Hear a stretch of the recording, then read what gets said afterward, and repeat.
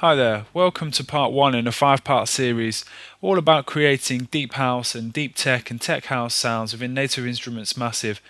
We know Native Instruments Massive is great at creating dubstep wobbles, complextro sounds, electro sounds, but it's also great at those kind of deeper, more analogy type sounds, and that's what this series of tutorials is all geared around. So we're going to start with part 1, creating a deep tech bass in Native Instruments Massive.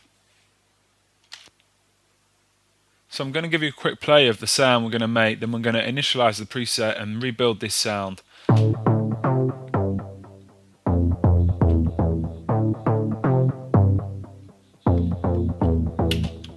So go ahead and create a new sound with inside Massive and start programming these oscillators. We're going to make oscillator 1 a hard sync wave. We're going to pull the wavetable position all the way to the left.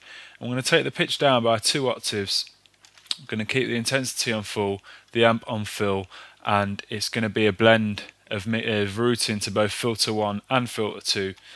And I'm going to turn on oscillator 2. This is going to be a reducer wave. And what we're going to do here is going to take the pitch up by 5 semitones. I'm going to keep the wavetable position all the way to the right.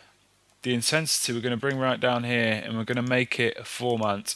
So the formant shifter is coming right down there. The amp we're going to pull back, round about halfway, just take the volume of this oscillator down a little bit. This is routing to both filter 1 and filter 2 again.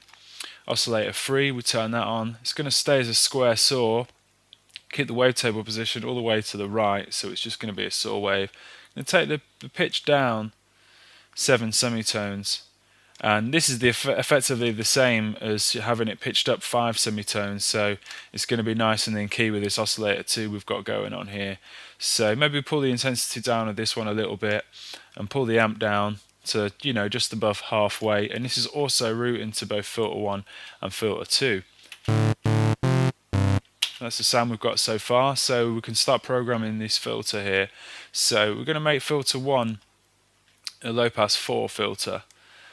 And pull the cutoff up there a little bit, pull the resonance down a little bit, keep the volume of the filter on full, and so it's kind of shaping the sound a little bit there. And we're actually, this series and parallel, we're going to pull this up to series. I'll explain this a bit more in a second. I'm going to set filter 2 now. I'm going to make this a comb filter.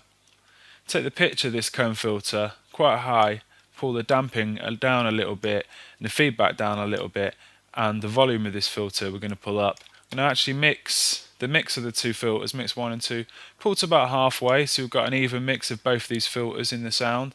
And basically what's happening now with this series parallel slider up here, the sound from the oscillator is actually going to go to filter 1, pass through filter 1, then go to filter 2, and then go to the output. If we put it into the parallel, it's just going to go, the sound from these 3 oscillators is going to go through both these filters at the same time. So we can actually get quite an interchangeable sound here by moving this slider up and down.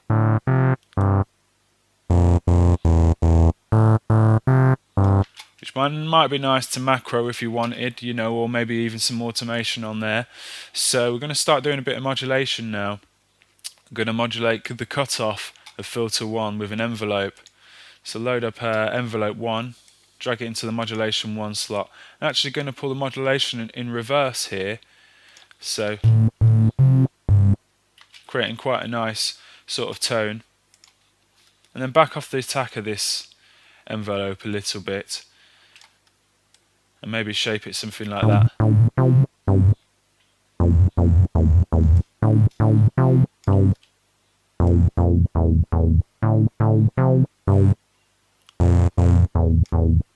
Okay, so for the next piece of modulation we're going to use envelope modulation again, and we're going to give the sound a little bit of a percussive edge by modulating the pitch of these 3 oscillators. So we want an envelope shaped something like this.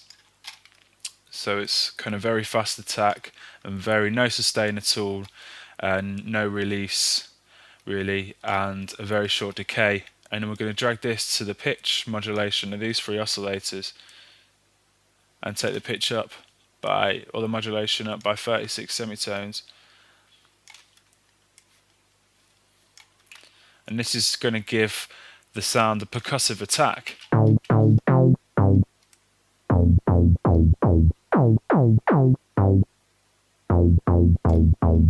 can actually get rid of that. I mean, this is sort of to taste really, if you want that in there, and if you can get rid of it by just pulling the level, the attack level right down.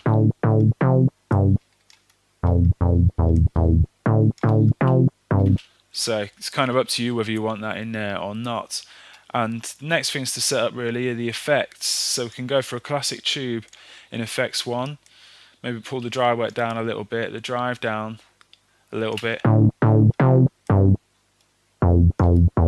then select a sync delay for the effects 2, and this will bring the sound to life a little bit. Have the damp quite high, maybe have the right and left delay channels a 1/8.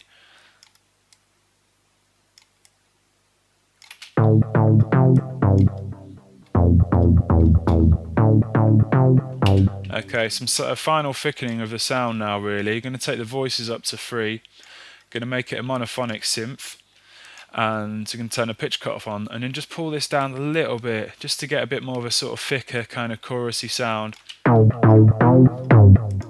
Take this glide down.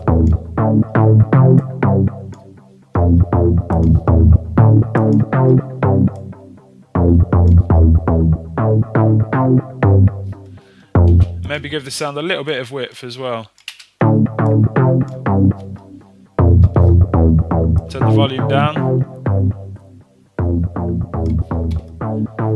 And then by setting up these 2 filters, we've got this cool interchangeable sound here. So